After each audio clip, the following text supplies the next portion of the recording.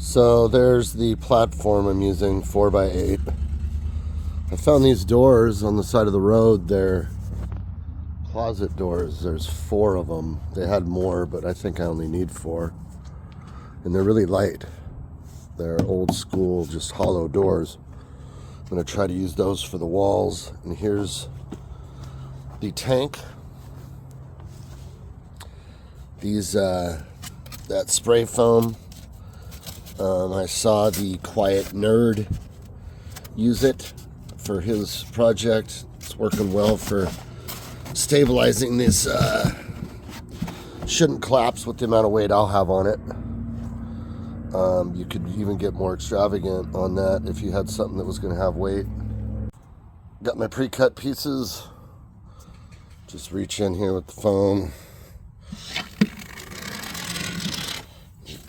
Go up the walls. So it gives you a little gist of what I'm doing. And then I also put it on the foam. Try not to get it on your fingers like I just did.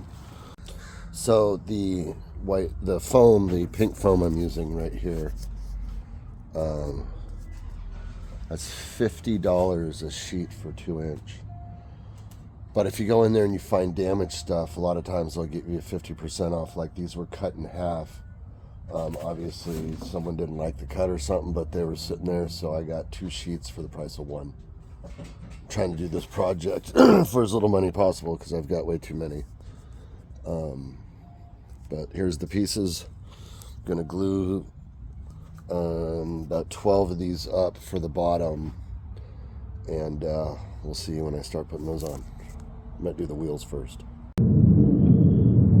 There's the basic guts. I'm going to span the axle from this hole to that hole using all thread.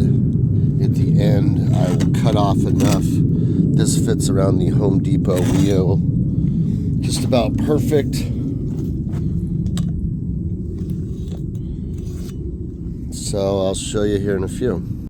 I'm going nut washer, washer, copper, washer, nut. That will lock the axle in place. I'll probably have to put a strut that goes from here to the base.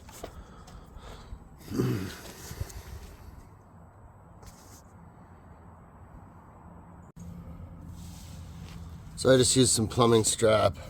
That's to keep the axle from sagging. I'm gonna have to add a washer here to give it some space from the edge there. Might not be enough. I might need a bigger size.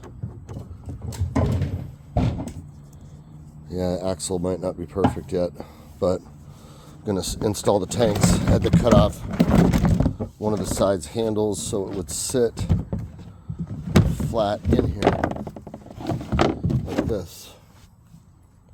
And then I put the cross members in there, foamed in right to the top so it can't move in there. Laying them in there, making sure they're straight. I'm just going to put them down with these short little screws. They're not going to hold up a lot of weight. And it's just kind of materials. Try not to get too deep in this. I got way too many projects as it is. Just kind of more of an experiment.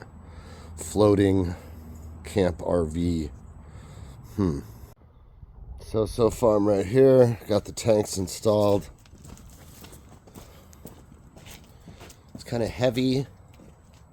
Floating bicycle trailer. More like might be a floating diesel 4x4 truck trailer.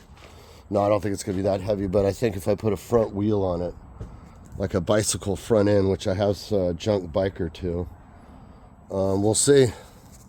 See you next time when I'm a little further here. So I realized that the weight's a little too much for the axle. Makes the wheels torque, so I need a support on both sides. So I drilled these, made those holes with the Sawzall right there. The idea is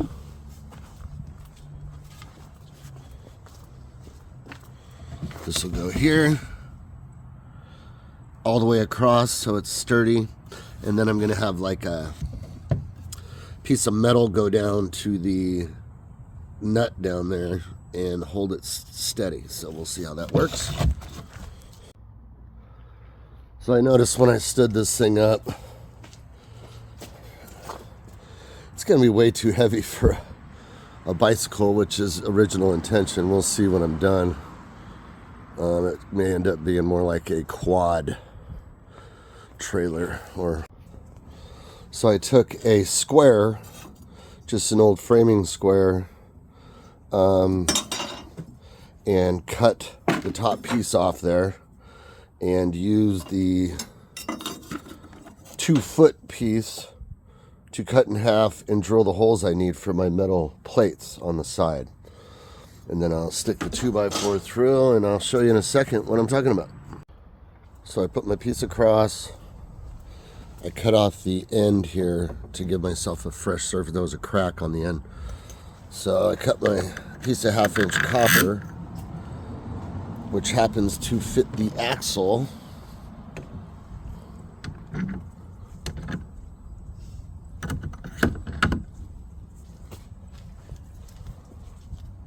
And now I'm going to bolt that on. I'll be back. So that's what I did. Drilled multiple screw holes there. So it's going to stop the pressure going up, but you know, if I hit stuff, it may wiggle it loose. We'll see. These tires are a little cushy, so they should absorb a little bit. I've watched a few other videos of people making little mini trailers like this, and it seems like they always veer towards putting suspension in later. I don't think I'll have that option. Install number 2.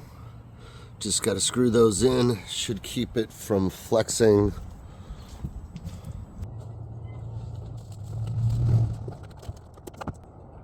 So it worked. I stood on it, rolled around. So as far as continuing construction, I think I'm good. So the other wheels seem too complicated. Put a 2x6 across, used some spacers, bolted it on. The 10-inch wheels were far more affordable than the 12-inch, so I went with the $15.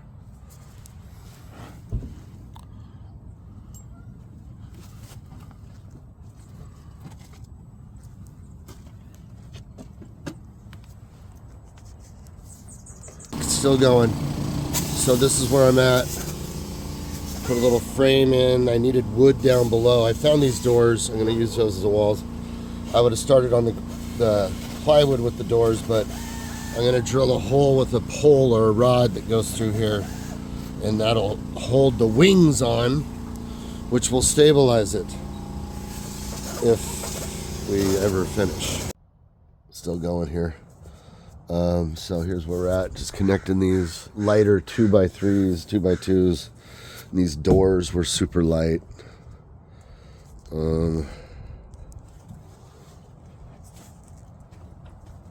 That's it so far.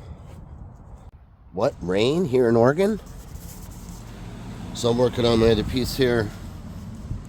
Got one done. Had to cut it around my wheel. It rests fine, and it would probably hold my weight as it is. Getting there.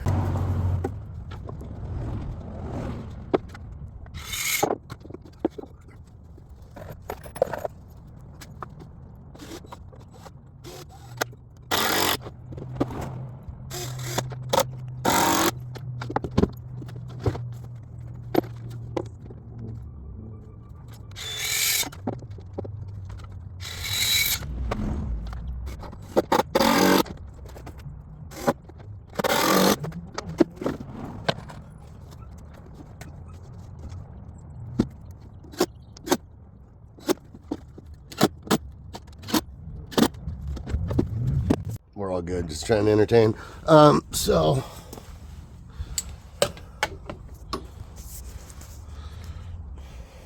I'll show you on the other side, and then this piece to go around the wheel.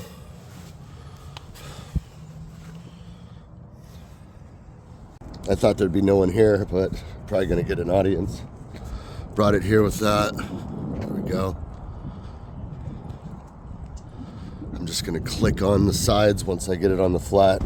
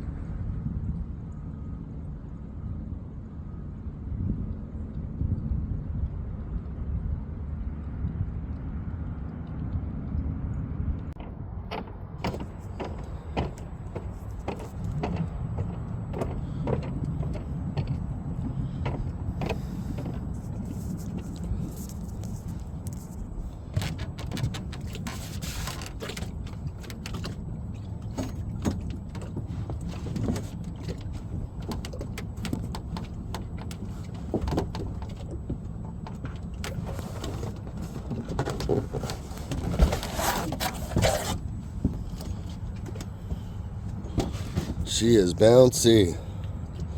I'll show you from a distance. You guys got a party boat too? So it fully functions. You gotta get some weight maybe in the front end. I think if some weight on it, stabilize it a little bit. But not as buoyant as I thought. But it would certainly work. A little motor, you just take it out. I don't know what kind of confidence I'd have in this thing out in the middle of the river. But it's project in motion. See how the wind's taking it? I knew it'd be like a big sail. Certainly don't want to be out in the Columbia on that thing. Little electric motor.